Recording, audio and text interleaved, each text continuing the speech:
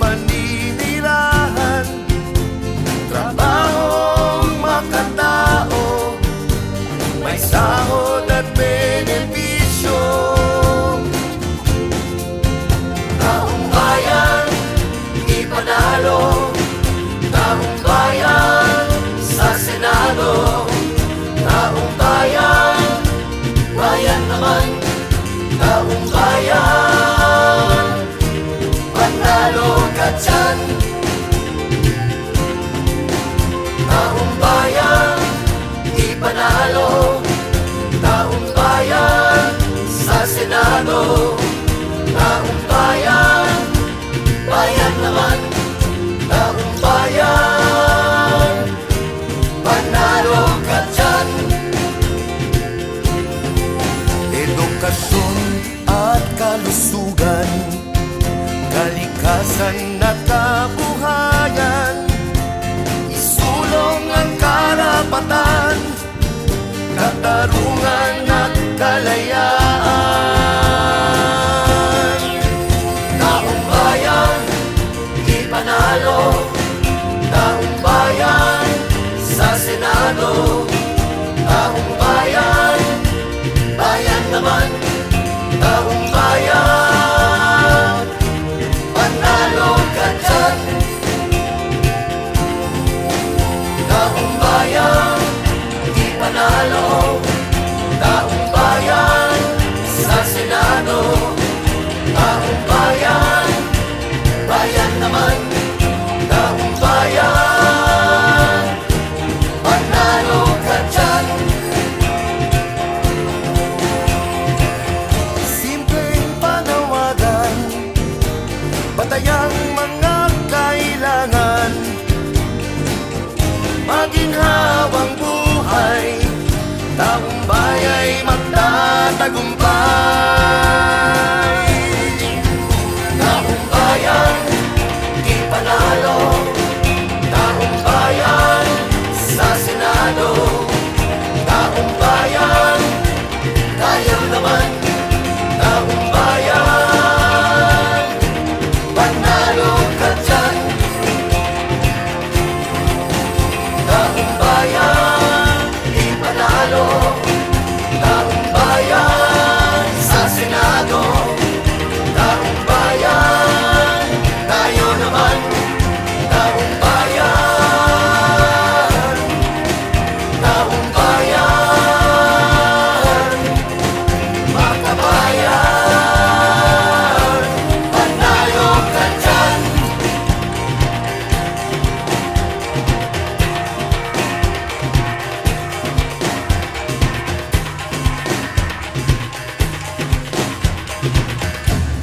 Mga kasama, si Kakati Estabilio. Yun. Oo, magandang gabi sa inyo. Magandang Magandang gabi po. gabi, Edwin. Magandang gabi, Ditz at Jean. Magandang gabi, Magandang Edu. umaga po dyan sa atin. Una, nais natin batiin ang lahat ng mga sumusubaybay dito sa inyong programa dyan sa Italia ng isang maligayang buwan ng kababaihan, no? Tapos syempre, mabuhay ang kababaihan, lalong-lalo na ang mga kababaihan Saludo po anak kami doon. pawis na talaga naman patuloy na lumalaban sa iba't ibang forma ng karahasan dulot nung tumitinding krisis sa politika, sa ekonomiya at higit sa lahat sa kultura. Kaya ang buwan ng kababaihan ay talaga naman buwan kung saan ipapakita natin ang tindig ng kababaihan sa iba't ibang isyong kinakaharap nito sa kabila ng matinding karahasan dito sa Pilipinas ay nananatiling tumitindig ang kababaihan para ipaglaban ang mga batayang karapatan hanggang sa kailangan baguhin ang sistemang umiiral dahil alam natin na yung sistemang ipinapatupad ng mga nagdaang gobyerno higit sa kasulukuyan ay hindi para sa mamamayang Pilipino kundi para sa dayuhan at sa mga negosyante na nakapaligid sa kanya. At higit sa lahat talagang tumitindi yung umiiral na political dynasties dito sa ating bansa na ito yung nagpapanatili dito sa ganitong klaseng sistema ng lipunan. Yun. Dahil nga, ika nga buwan ng kababaihan, ibibigay namin ang ika nga karapatan na magbigay ng unang tanong mula sa isa ding kababaihan, si Kagdit. Kagdit. Okay, magandang gabi po, Ma'am Cathy. Hello, Magandang umaga po Dits. pala. Nakita niyo naman, biolang-biola ako ngayong gabi. At kahit Oo kailan, nga. laging biola. Siguro po, ibahagi muna po ninyo kung ipapakilala niyo yung Gabriela at ano po ang pangunahing layunin nito. At sunodin ko na po yung tatlong tanong para isang tuloy-tuloy na sagot po ang gawin niyo. Ano po ang Gabriela at ang pangunahing layunin nito? At paano ninyo ise-celebra ang buwan ng kababaihan, partikular na sa Marso 8? At saka ano po yung activities ngayon ng ngayong halalan? Okay. Salamat, Dits, no? Una, syempre, ang Gabriela Women's Party List na talagang kinapapalooban natin ay party list ng mga kababaihan, no? Ito yung sa 21 years na itong nasa Kongreso, ito yung natatanging boses ng mga kababaihan at mga bata LGBTQ sa Kongreso at nakita natin na sa loob ng 21 years ay talagang ang dami ng batas na talagang isinulong at naisabatas, particular dito yung mga anti-violence against women, no, naisabatas na ito, anti-violence against women and children. Tapos yung Expanded Solo Parents Law, Welfare Act, ganun din yung expanded maternity leave, pinangunahan yan ng Gabriela Women's Party List. Tapos yung end child rape, increasing the age for determining the commission on statutory rape, no? Tapos occupational safety and health law, tapos yung Anti-Child Pornography Act at yung Magna Carta of Women at yung isa ay yung declaring November 25 as National Consciousness Day for the Elimination of Violence Against Women and Children. Tapos ang dami-daming panukala, no, na talaga naman isinulong lalong-lalo na nitong nakaraang ika-19th Congress. Nandun yung stronger protection against rape and sexual abuse and exploitation, defining the rights of women deprived of liberty. Ito yung mga nakakulong na mga kababaihan natin. Tapos expanded violence against women and children, National Women's Day as non-working holiday, tapos yung divorce bill. At syempre, hindi lang yan yung mga isinusulong ng Gabriela Women's Party List. Una dun sa nabanggit natin na mga batas ay kailangan pang palakasin ito. Dahil despite na mayroon na tayong batas na mga ganyan, ay nananatili, no, tumitindi yung karahasan sa kababaihan dulot ng napakatinding kahirapan na mismo ang ating mga kababaihan ang nagsasabi na pinapasok nila yung mga trabaho kahit labag sa kalooban nila. Kaya dahil sa kawalan ng trabaho ay kailangan nilang pasukin. Isa ng halimbawa dito ay syempre yung mga kababayan natin na nag-a-abroad, kahit ayaw nilang iwan yung kanilang mga pamilya ay iniiwan nila para lang matustusan yung mga batayang pangangailangan ng kanilang mga pamilya. Tapos yung tumitindi yung rape, no, despite yung mga batas ng anti-violence against women and children, yung mga ganyan, ay nagpapatuloy yung rape, mga online harassment, online mga porno, no? At higit sa lahat, yung mga expanded Solo Parents Welfare Act, despite yung naisabatas yan na dapat lahat ng mga solo parents ay makakatanggap ng 1,000 monthly, no? Ang liit na nga, hindi pa na ipapatupad, no? Kasi itong batas na ito ay dapat mga LGUs na ang magbibigay, hindi responsibility ng national budget. Kaya ang dami-daming pumupunta sa mga offices ng kababaihan, mga na Gabriela nagsumusulat para nasaan, bakit daw hindi sila nakakatanggap ng 1,000 pesos per month despite yung solo parents sila, may mga documents na silang ipinapakita sa mga LGU. Tapos hindi nila natatamasa talaga itong Expanded Solo Parents Act, like at 20% discount, mga scholarship ng kanilang mga anak, no? Talagang hindi ito na ipapatupad. Kaya kailangan palakasin yung batas na to, at higit sa lahat ay kailangan talaga natin magsama-sama, no, para higit na itulak itong ipatupad itong mga batas na para sa mga kagalingan at mga kagalingan ng mga kababaihan. At ganun din, hindi lang yung mga nabanggit ko particular sa mga batas para sa kababaihan ang naisusulong ng Gabriela Women's Party List sa 21 years na nito sa Kongreso, kundi yung usapin ng nakabubuhay na sahod, yung 1,000, dapat 1,200 pesos per day ang natatanggap ng ating mga manggagawa dahil doon sa nagpapatuloy no na napakataas ang presyo ng mga pangunahing bilihin. Ganun din yung mga pabahay, no, abot kayang pabahay, at higit sa lahat yung usapin sa kasiguraduhan sa pagkain, no, ang Gabriela Women's Party List ang nanguna doon sa yung pag-submit o doon sa Rice Industry Development Act at yung Genuine Agrarian Reform Proposed Bill para sa pagkakamit ng kasiguraduhan natin sa pagkain. At higit sa lahat, ang Gabriela Women's Party List din yung nangunguna para doon sa pag-repeal dun sa RA 11203 o yung Rice Liberalization Law, no, na 5 years na ng implementation nito, at nakita natin yung dagok na nagawa nito sa industriya natin sa pagkain at sa napakataas ng presyo ng bigas. Ganun din ay nangunguna ang Gabriela Women's Party List para doon sa panawagan na suporta sa ating mga magsasaka sa pamamagitan ng subsidyo sa mga pangangailangan ng ating mga magsasaka sa pagtatanim, 25,000 pesos per farmer. Tapos ganun din 25,000 pesos per farmer na compensation dahil doon sa palaging nasisira yung kanilang mga pananim dulot nung krisis na natin sa klima, sa climate change. Kaya tuloy-tuloy na last year, no, billions of pesos ang halaga ng nasira ng mga pananim ng ating mga magsasaka dulot ng malalakas na bagyo. At syempre yung subsidy para sa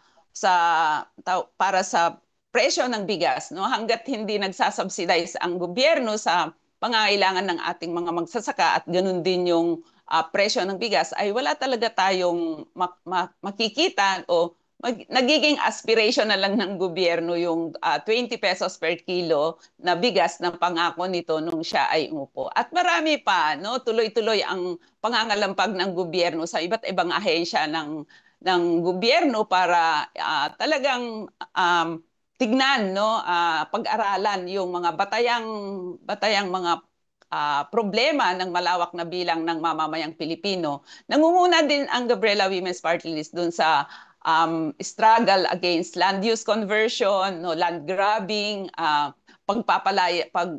demolition, no, kung saan ang mga pangunahing apektado ay mga kababaihan at mga bata dahil yung alam naman natin yung role ng kababaihan sa pamilya na nag-e-ensure ng dapat nakakakain ng 3 beses ang mga bata, and at the same time nakakapasok sila sa paaralan ng hindi gutom, at higit sa lahat ay kailangan lahat ng mga kababaihan ay may trabaho. Nananawagan tayo, kasama din sa panawagan ng Gabriela, na dapat sustained ang trabaho ng ating mga mamamayang Pilipino, lalong-lalo na ng mga kababaihan na talagang inasa na ng gobyerno, yung inasa na dun sa mga ayuda, mga AICs, mga tupad na parang feeling nila sa pamamagitan ng ayuda na 5,000 tupad, mga AKAP, 4Ps ay tapos na yung responsibilidad ng gobyerno. Feeling niya ay sapat na yun, pero para sa malawak na bilang ng mamamayang Pilipino, ay yun ay mga palliative measures, pero dapat ang tugunan ng gobyerno ay yung lumalalang krisis sa pagkain, napakataas na presyo ng mga pangunahing pagkain, at higit sa lahat ay nakabubuhay at disenteng trabaho para sa lahat. Yung partida, alas 3 pag gumising yan. Kita mo, ha? At syempre, ngayong darating na March 8 dates, no? So ngayon darating na March 8 ay talagang nakakahiya ka po doon sa nakakahiya po doon sa ibang mga party list na wala namang ginagawa. Oo, ginamit na yung party list, no? Tapos ginamit na yung party list para i-extend yung kanilang political Yun nga po. political Magawa ng interest, negosyo. no? Ang dami mismo ang kontradaya ang nagsasabi na almost 50% sa mga tumatakbong party list ngayon ay mga fake party list at pinapatakbo yan ng malalaking political parties din, no?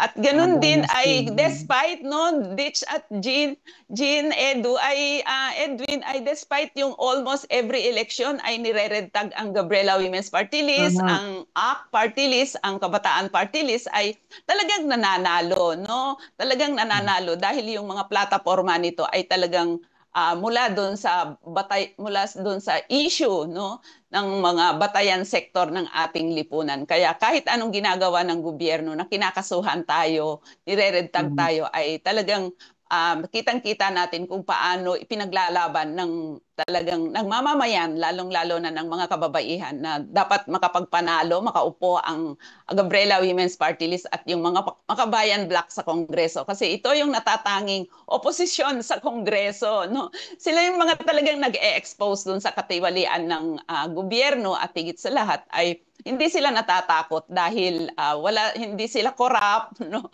Hindi sila corrupt at yung mga plataforma nila at yung pagkatao nila ay talagang tunay na lingkod bayan. Lingkod bayan. Ano po ang magaganap sa March 8? Oh, March 8.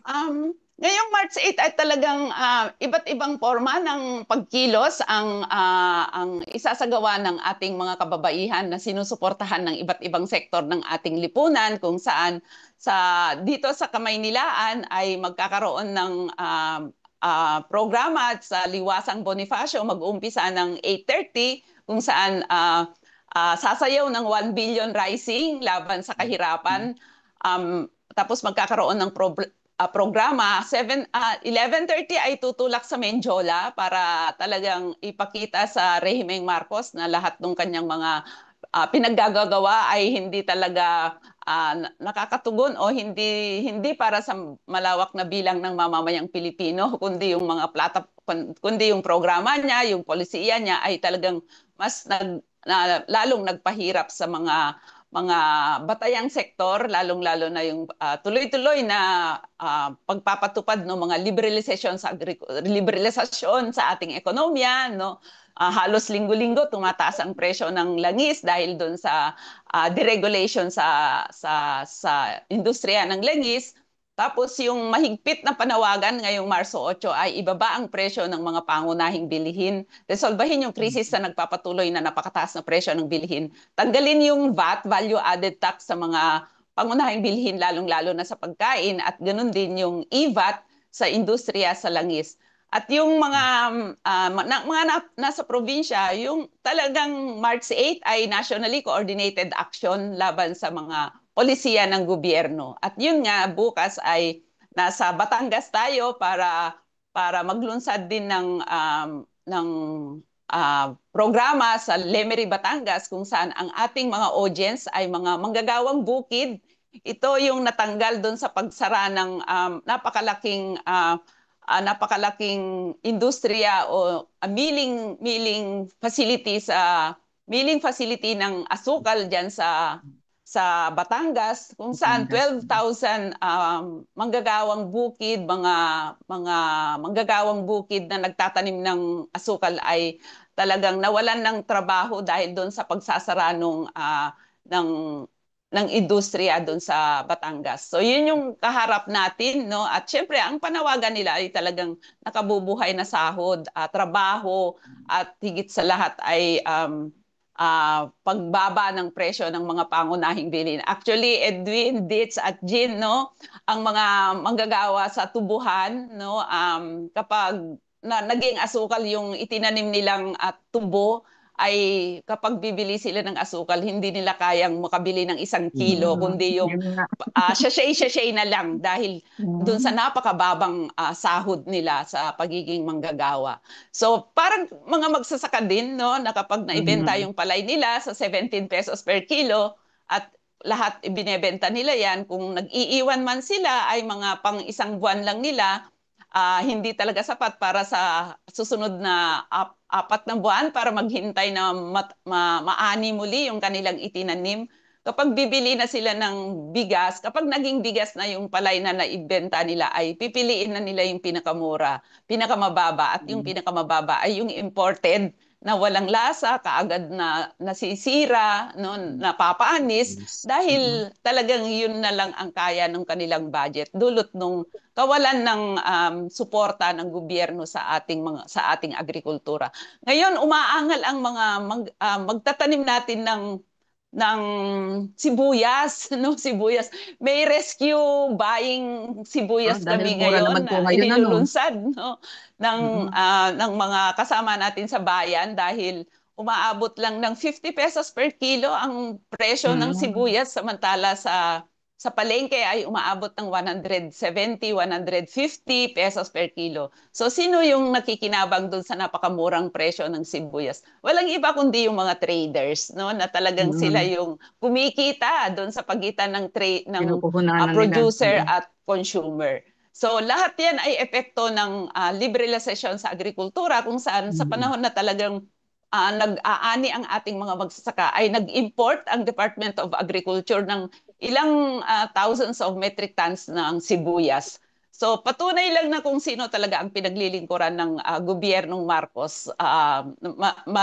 Maliwanag na ang kumikita dito sa ating napakataas ng presyo ng mga pangunahing bilhin ay yung mga importers, mga traders, at tigit sa lahat yung mga negosyante sa agrikultura. Yun. Kita niyo naman kung babasihan mo yung pangalan ng Gabriela Party List, number 46 sa balota, parang ang issue sa Pilay, pangkababaihan, LGBTQ. Hindi, Ay, lahat. talagang Alam nila lahat ng sektor. Ay, tatlo pa lang yung tanong talagang malulula na yung mga Oo. nakakwento-kwentang party list na Ganun tumatakbo talagang ng kababaihan. Iba Doon namin talaga kay daig. kababaihan. Oo. So, Kap Jean, may tanong ka ata kay Ma'am Cathy.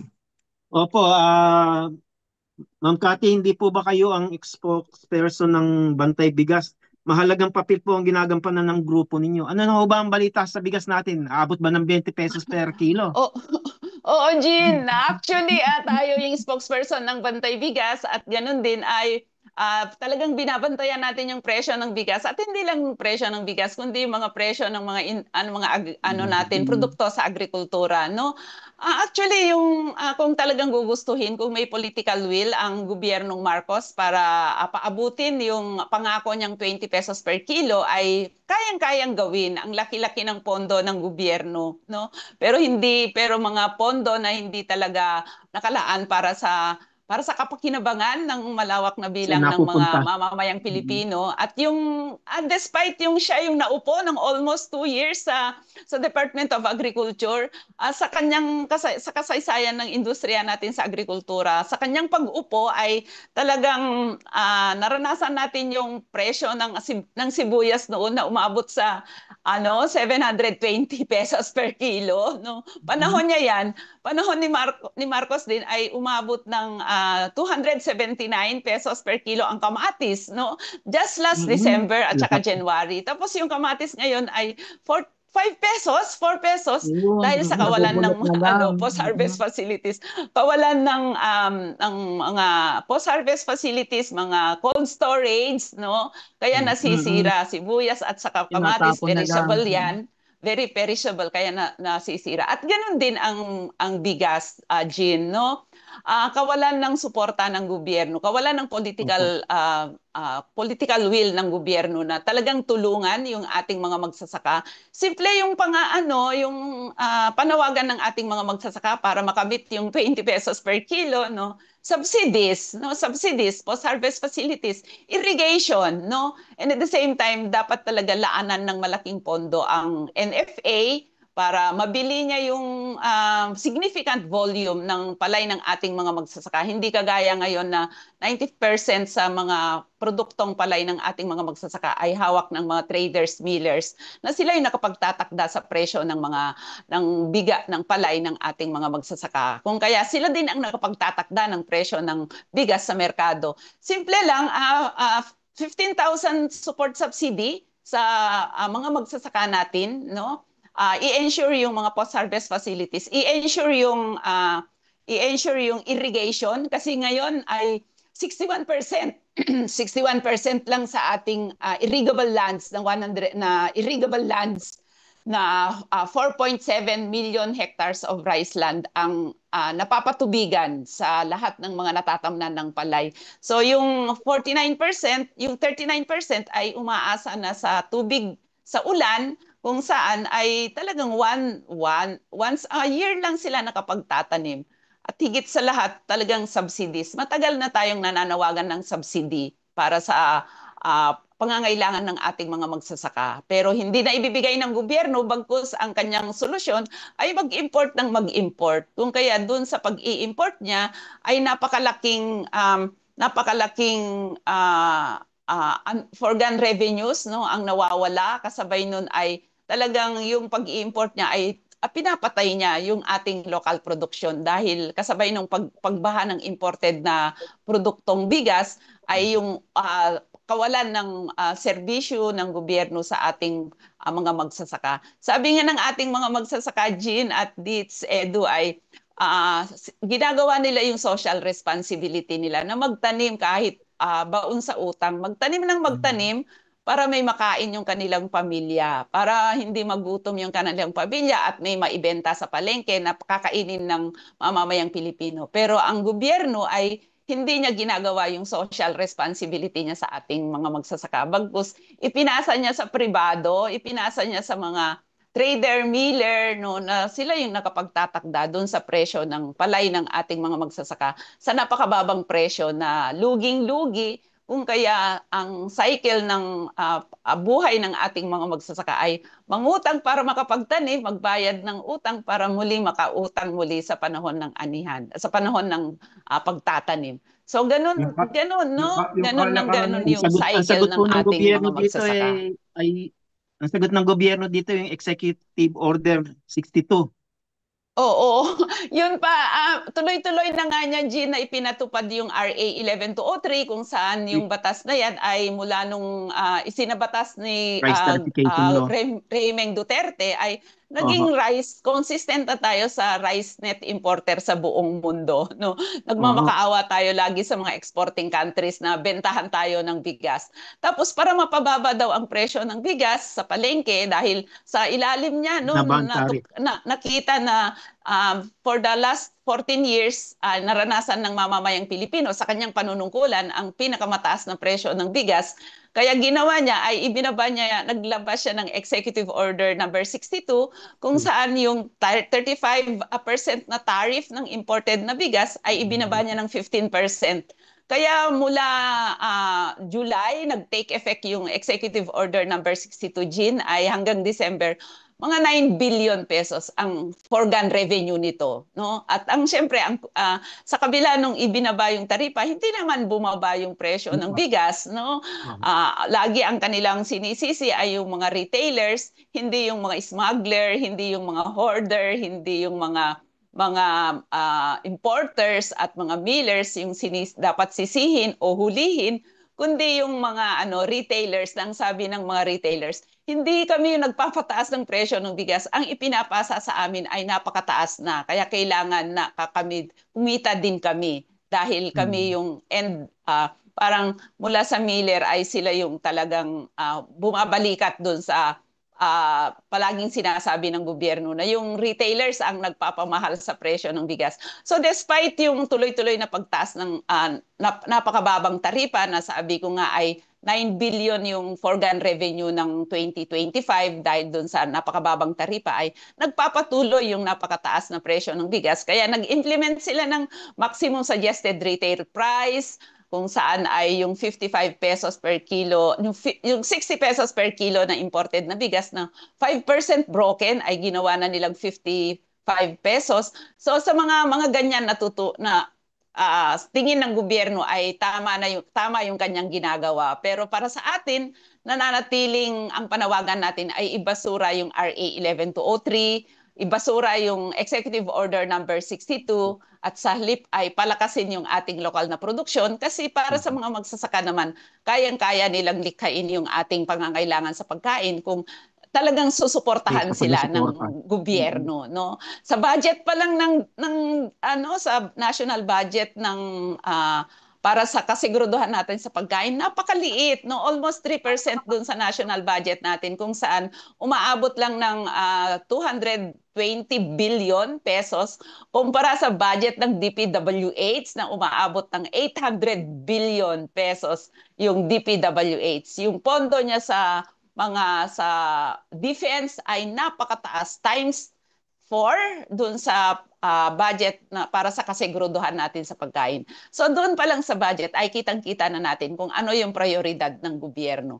At syempre lumalaban ang mga kababaihang magsasaka, lumalaban ang mga magsasaka laban dito sa nagpapatuloy na land use conversion. Tuloy-tuloy yung land use conversion diyan sa Laguna, kung saan kami nag-oorganisa, ay sa isang bayan diyan ay umaabot na ng 124 hectares ang napalitang gamit. Mga talagang prime agricultural lands, meron siyang irrigation, pero dahil sa nagpapatuloy yung land use conversion ay tinayuan ng mga subdivision. Tapos yung epekto na nito ay kapag malalakas ang ulan ay hindi na humuhupa yung tubig baha sa mga komunidad dahil natakpan yung mga daluyan ng tubig. At hindi lang yan land use conversion, talagang matindi ang land grabbing diyan sa San Jose del Monte, no?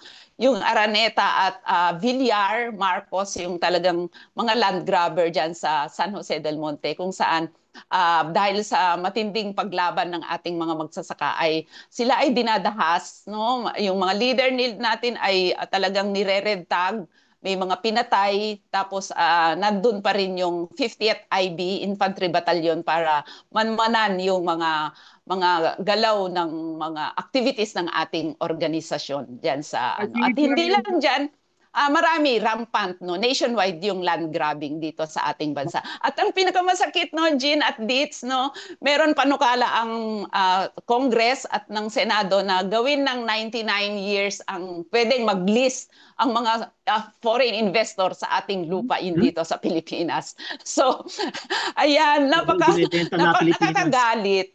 Nakakagalit dahil talagang lagi ang end victim sa programa at polisiya ng gobyerno ay yung napakalawak na mga batayang sektor ng ating lipunan. So ngayong darating na eleksyon, no? So ngayong darating na eleksyon ay talagang nananawagan ang Makabayan Coalition na piliin, no, suriin ang mga kandidatong tumatakbo na sa plataforma at saka sa kanilang mga pagkatao. No? Dahil itong mga political dynasties talagang nag-level up na eh. No? Ang daming mga political dynasties talagang ito yung nagpapanitili dun sa kaayusan ng sistemang pang-ekonomiya sa ating bansa. Dahil dito sila kumikita, yung interest nila, yung mga negosyo nila, kaya nandyan sila sa gobyerno. Maisingit ko lang yung sa land conversion na na-mention ni Ma'am Cathy, ano? Doon sa amin sa San Pablo City, merong isang board member ng distrito namin na talagang pinagkakaisahan ngayon dahil sa usaping yan. Dahil kinwestiyon ng board member na ito, yung ginawang palayan, lupang palayan na kinonvert as subdivision. Ngayon, itong kaawawang board member namin na nag-expose sa Sangguniang Panlalawigan, ngayon, ina-isolate ngayon, pinagtutulungan ng mga politikong tila involved sa sa anomalyang ito. Ano ko lang yung kay Ma'am Cathy, yung tungkol sa binanggit niya kanina tungkol sa importation. Ito talagang pagpapatunay, hinimay ni Ma'am Cathy yung patuloy na pag-angkat ng bigas at kung ano-ano pa. Tapos yung patuloy na iyang sa problema sa sibuyas, sa kamatis, kung ano-ano pa. Isang pagpapatunay na talagang inutil yung Department of Agriculture na yan. Yung nabanggit ni Kadaning Ramos, kandidato sa pagkasenador ng Makabayan senatorial list, na ultimong luya na inilulubog lamang sa lupa ay ini-import pa sa panahon ngayon ni Marcos Jr. Ganyan kainutil, ganyan kainutil. Kaya hindi lamang bantay bigas ang kailangan natin na katulad ni Ma'am Cathy sa Kongreso, kundi katulad din ni Kadaning sa Senado na mag-representa ng mga magsasaka. Huwag tayo magpapaniwala din sa mga kandidato na kung ano nung sinasabi na pag tinanong mo kung anong gagawin, saka pa lang doon yung pag-aaralan. at saka bibigyan ka ng jacket. Huwag tayong maniwala dyan, permission naman yan, ha? Di ba? Napakainit sa Pilipinas, bibigyan ka ng jacket. Oo, at saka yung Totoo. yung nabanggit ni Ka Jerome na yung isda ay balikbayan. Di ba? Napag-usapan natin, di ba, Kabjin? Yung sinasabing ang balikbayan, yung isda ay ninanakaw ng mga Chinese sa ating Oo. sa ating dagat. Bebenta Tapos sa sa atin, atin. binebenta yung galunggong. Di ba? Totoo, napaka-ironic Edwin Ditz at Jean, no? Isang archipelagic country ay nag-i-import ng isda. At meron pang batas na isinulong o may batas na pinirmahan ang Supreme Court kung saan ay ang mga mangingisda ay hindi na, mga municipal water hanggang 15-kilometer radius zone ay hindi na makapangisda ang ating mga mangingisda, no? Nabanggit nga Kung po saan yan. karapatan nila yan, hindi lang yung mga ganyan, nagpapatuloy yung napakalaking mga reclamation sa ating karagatan kung saan ay dito lang sa Navotas, yung 2,000 hectares na tahungan, no? Ang tagal-tagal na nireclaim ng pamilyang Ramon Ang at gagawin niyang kasama doon sa gagawin ng Aerotropolis. So yung mga nagtatahong, umiiyak sila bagamat lahat na ng mga ahensya ng gobyerno nagsampa na ng kaso ang Pamalakaya, pero dahil ang hustisya, no, hustisya dito sa Pilipinas ay hindi hustisya para sa maliliit na mga tao, ay natatalo sila. Kaya ito yung panawagan natin na tanging sa pagkakaisa ng malawak na bilang ng mga mamamayang Pilipino sa pamamagitan ng pag-oorganisa, pagpapakilos ay talagang mababaliktad yung sitwasyon. Isang malaking halimbawa dahil sa lakas ng organisasyon ng mga magsasaka ay yung lupang Ramos kung saan yung 272 hectares ay hanggang ngayon ay napapanatili nila natatamanan despite yung talagang 24 hours silang nagbabantay dahil tinayuan ng police station dun sa tabi nila para harasin, para takutin yung mga magsasaka dyan sa lupang Ramos. Pero dahil sa lakas ng kanilang pakikipaglaban ay nagbabantay sila 24 hours, ay hanggang ngayon ay tagumpay na nagiging ginagawang produktibo yung 271 hectares, 72 hectares. So, yun na lang ang nagtitira sa atin yung lakas ng organisasyon, yung sa pamamagitan ng pag-oorganisa, pagpapakilos at pagbumulat sa malawak na bilang ng mamamayang Pilipino. Dahil ang laban ng mga magsasaka para sa kaseguruduhan sa pagkain ay laban ng buong mamamayang Pilipino. Kay Ma'am Cathy, napag-usapan na po natin yung tungkol sa mga kababaihan kanina, yung mga magsasaka, yung mga mangingisda. Ngayon naman po ay doon tayo sa hanay ng mga manggagawa dahil yung kasalukuyang sitwasyon daw po ngayon doon sa Nexperia ay binubuwag na daw po yung picket line at saka nagugutom na po yung mga nasa loob dahil hinaharang daw ng mga gwardiya, yung mga Ayaw nagdadala ng papasukin. pagkain. Ayaw daw pong papasukin. Ano po ba ang ng Gabriela dito? Dahil ang alam ko may magtutungo din mula sa Gabriela sa March 8. Oo, actually tama ka Dits, no? Nung kahapon, no, matagumpay na naiputok ang welga ng manggagawa diyan sa Nexperia, no? 1:50, no, halos alas 2 ng hapon kung saan humigit kumulang sa 1,000 na manggagawa ang tumigil sa produksyon, no? At nagmantini sa welga sa loob at labas ng planta. Ang mga manggagawa ay nasa labas ng planta ay kasama ng iba't ibang sektor ng ating lipunan. Nasa strike center sila sa labas ng ng enclave, no? Sa ngayon ay talagang nakakaranas sila ng panggigipit ang mga welgista sa loob, lalong-lalo na sa loob kung saan tinanggalan sila ng supply ng tubig, CR, pinatay yung kuryente sa loob ng pabrika. Halos kalahati ng dinalang pagkain, no, ng mga welgista ay inagaw ng mga guard.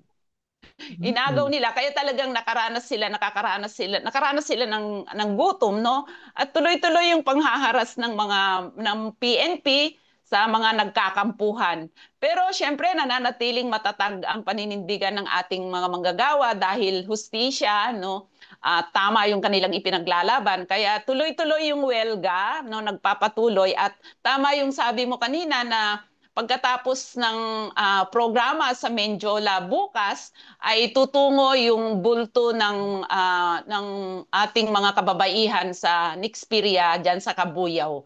So talagang nagpapakita lang ito na yung laban ng mga manggagawa, lalong-lalo na ng mga kababaihan sa gitna ng matinding krisis pang-ekonomiya ay kailangan talagang palakasin, suportahan at higit sa lahat kondenahin yung foreigner no na may-ari nung kumpanya at siyempre kasabay nung pagkondena ay talagang kondenahin ang gobyernong Marcos dun sa pagpayag niya dun sa mga nangyayaring pagbalahura o yung nangyayari sa ating mga manggagawa. At hindi lang sa Nixpiria nangyayari yan kundi halos lahat ng ating mga manggagawa na may union ay talagang plano talaga ng gobyerno na buwagin. At tuloy-tuloy no yung polisiyang kontraktualisasyon. Talagang ano yan eh. Natalakay na natin yan kung anong ang importansya ng union sa ating hanay ng mga manggagawa sa ating bansa. Na sa napakahabang panahon ay tila dumating na tayo sa punto na talagang kumukunti na at ito mga natitira pa ay talagang gusto nilang burahin na sa mapa ng sektor ng mga manggagawa. Mabanggit ko lang, Ma'am Cathy, itong mga ganitong pangyayari, tulad nga nabanggit ninyo kanina, laganap ito. At natutuwa kami na ikaw bilang representante ng Gabriela Party List number 46 sa Balota, hindi lamang usapin ng kababaihan ang pinagtutuunan ninyo. Marami. Usapin ng pagkain, LGBTQ, mga kababaihan, kabataan, pati issue ng mga ganitong mga usapin ng manggagawa ay pinapasok ng Gabriela. So, tayo naman bilang mga mamayang Pilipino, siguro naman nakita natin, narinig ko ano mga panukala at sabi ko nga siksik-liglig na yung mga panukala at opinion na ibinitawan ni Ma'am Cathy. Huwag na naman tayong magdalawang isip pa. Dalawang isip. Dahil napakadali naman kita na naman natin yan. Marami dyan nagkalat yung mga party list na kung saan 50% bahagi ng political dynasties. Na 50% na ito hindi naman talaga nagre-representa sa mga sektor na sinasabing nire-represent daw nila. Samantalang itong Gabriela, siksik-liglig na nire-representa, hindi lamang kababaihan, hindi lamang LGBTQ. Ultimong usapin ng mga manggagawa at saka ng pagkain, mga mangingisda, pinasok na nito. Dito na tayo sa number 46, di ba? Huwag na tayong lumayo pa. So, at syempre, sige po. Oo, siyempre, Jean, yung kasama din sa ipinaglalaban ng Gabriela, siyempre yung mga OFW natin, no? Yung lalong-lalo na kalakhan sa mga OFW natin ay mga kababaihan na talagang natulak sa pag-abroad dahil sa kawalang alternatibong mapagkakakitaan dito. So matagumpay na napauwi natin mula sa Indonesia, no? Kung saan ayan ay bagamat nakakulong pa rin siya dito, no, pero at least nandito na siya sa Pilipinas at marami pang ipinaglalaban ang gobyerno, no, ang Gabriela Women's Party List na kailangan tugunan ng gobyerno lalong-lalo na sa kaso ng mga OFW natin sa pamamagitan ng migrante. Updates, Kabjin, baka may follow-up question bago tayo. Yun, mensahe. Baka po meron kayong mensahe, panawagan sa ating mga taga-subaybay, taga-pakinig, lalo na sa mga OFW dito sa Europa. At sa buong mundo. Oo, sa buong mundo. Para sa mga nakikinig na mga kababayan natin dyan sa buong mundo, ay nananawagan tayo na sa darating na eleksyon ay tiyakin po natin kasi talagang election fever na dito sa Pilipinas. No? Yung mga tumatakbong nasa gobyerno ay talaga naman wala na sila nag-recess na ang Congress at saka ng Senado at yung impeachment nga ay hindi na nila naasikaso, no? Ay talagang nananawagan tayo na sa ngayong darating na eleksyon ay sana wag natin ibenta ang ating mga boto, no? Piliin natin yung talagang nagrerepresenta dun sa ating mga batayang mga kahilingan, no? At may mga alternatibo na tayo ngayon sa panahon sa ngayong election ay meron tayong 11 senatorial candidates kung saan itong mga pinatakbo ng Makabayang sa ilalim ng Makabayang Coalition, no? Na ang tawag nga natin ay Makabayan 2025, taong bayan naman sa Senado kung saan nandyan sila Jerome Adonis, si Alin Andamo, si Ronel Arambulo, si Arlene Brosas, si Teddy Casino, si Franz Castro, si Mimi Doringo, si Modi Floranda, si Amira Lidazan at saka si Lisa Masa at saka si Kadaning Ramos. Sila yung mga talagang liglig, siksik sa mga karanasan, sa mga sektor na pinanggalingan. Alam nila yung, danas nila yung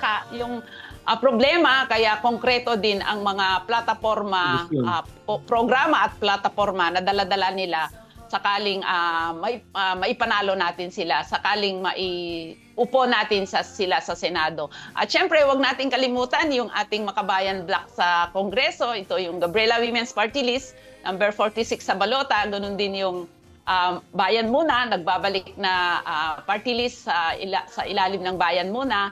Nandyan yung Teachers Party List, no? Teachers Act Party List at siyempre yung Kabataang Party List. So lahat yan ay talagang representante ng mga sektor, na iba't ibang sektor, na talagang itong mga sektor na nabanggit natin, ito yung pinakamalawak na bilang sa ating bansa, kaya kailangan maiupo, maipanalo para magkaroon ng tinig ang iba't sa sa Senado at ganun din sa Kongreso. Sana gamitin natin lahat ang espasyo para maikampanya ang plataforma ng Makabayan Coalition at ganun din ng Gabriela Women's Party List, dahil kailangan talaga natin ng tinig ng maliliit na mamamayan sa Kongreso at saka sa Senado. Maraming salamat po. Salamat po. Salamat at every time na kayo maanyayahan nila ay kayong available dito, Ma'am Cathy. So, ang masasabi ko lang sa part ko, good luck and God bless. At sana talagang makapasok ka sa Kongreso dahil kailangan ka doon para may bibira doon sa mga walang kawenta-wentang kongresista na nakapasok doon sa Kongreso. Sana mapuno na ng mga progresibo, no? Na mga tama. Oo. At malaki magagawa ng ating mga OFW kasi yung bilang niya ay talagang napakalaki, no? Ang laki-laking bilang ng mga OFW natin. Alam natin na ayaw nyong malayo sa inyong pamilya, pero dahil sa sitwasyon ay naririyan kayo. At malaki yung inyong nagagawa sa pamamagitan ng inyong programa na ipaparating nyo sa malawak na bilang ng ating mga OFW, hindi lang dyan sa Italia, no? Yung tunay na nangyayari dito sa ating bayan. Thank you very much, Ma'am Cathy. Good luck and God bless. Maraming salamat po. Maraming salamat din at mabuhay kayo. Salamat po. Pero di ba bago tayo magtapos ay magbigay muna ako ng background tungkol sa celebration ng Women's Go ahead. Para dahil okay. International Ito daw sa Italia, maraming taon nang ipinagdiriwang ito na may pagpupugay sa kababaihan sa pamamagitan ng paghahandog sa kanila ng bulaklak ng mimosa. Yung kulay dilaw na bulaklak. Dahil ayon daw sa kasaysayan, ang bulaklak ng mimosa o Acacia de albata ang ibinigay ng mga kalalakihan sa Roma noong March 8, 1946 sa kanilang mga asawa, ina, kapatid at anak na babae bilang simbolo ng kanilang pag-ibig at pagpapahalaga. At ang petsang ito din daw ay makabuluhan dahil sa nangyaring sa labas ng Italia noong March 8, 1857 kung saan daw isinagawa ang unang pag-aaklas ng mga kababaihang manggagawa sa patahian sa New York. At ang ikalawa naman ay ang pag-aaklas ng mga kababaihang Ruso noong March 8, 1917. Kaya noong taong 1945, ang Union of Italian Women ay napagbotohang gawing March 8 ang taon ng pagdiriwang ng Araw ng Kababaihan. At mula nga daw noon, ang mimosa na ang naging simbolo na rin ng Women's Solidarity. Kaya't ang bawat isa ay nagbibigayan nito. Ayun. Dito pala sa Italy nag-start yung yung International Women's Day celebration. Lumalabas sa informasyon So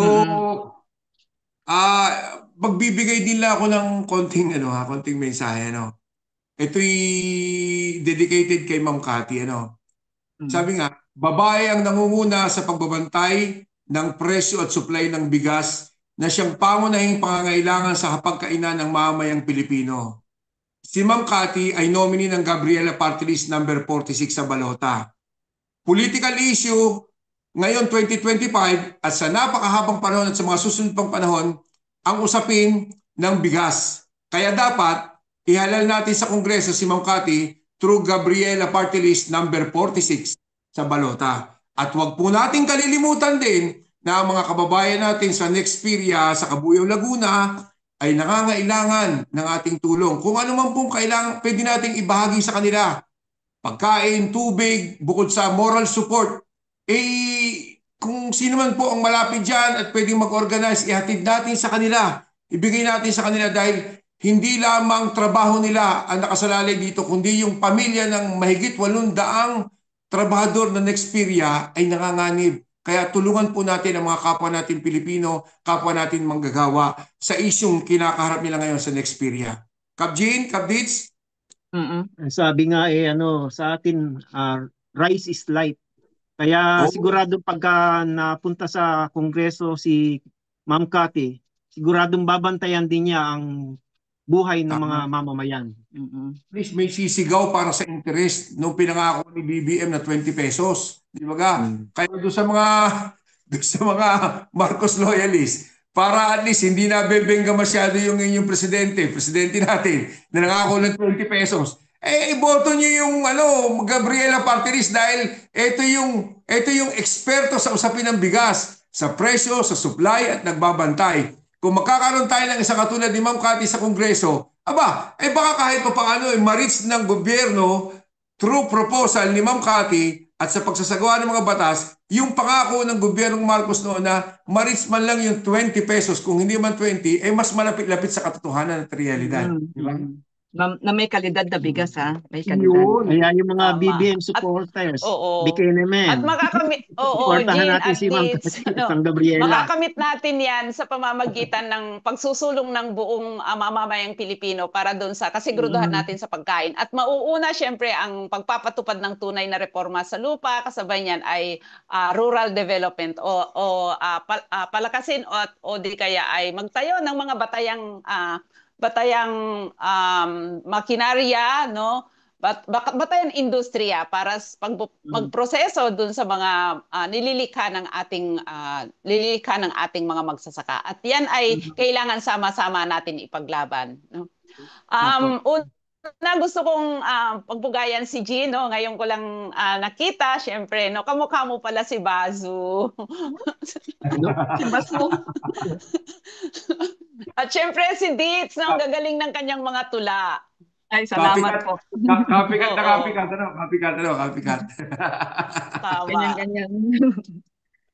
Kasi nakita ko yung picture ng mag-asawa ng bata pa, kamukha talaga ni Bazu. Oo. So thank you very much po, Ma'am Cathy. Maraming salamat. Salamat po, Ma'am Cathy. See you in Manila soon. Okay, sige Ditz, salamat. At tuloy-tuloy natin ipanawagan, ilitaw sila Bazu at saka sa lahat ng mga kababayan natin na dinukot. Salamat po sa suporta ninyo. Salamat po. Thank you very much, Ma'am Cathy. Thank you. Salamat po.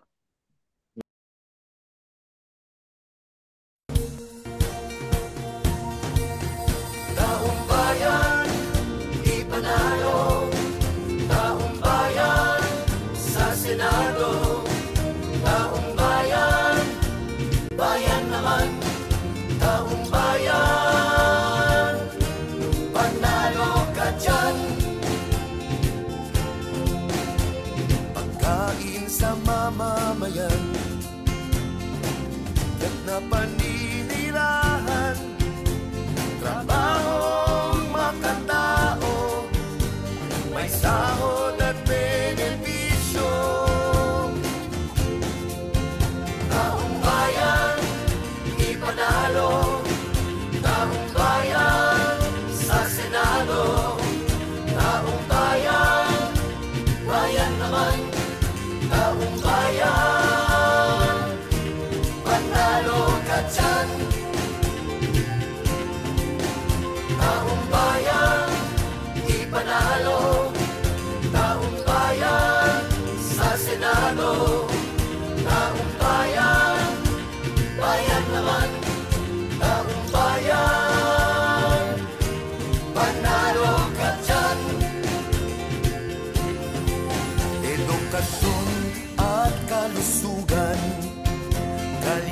sa'yo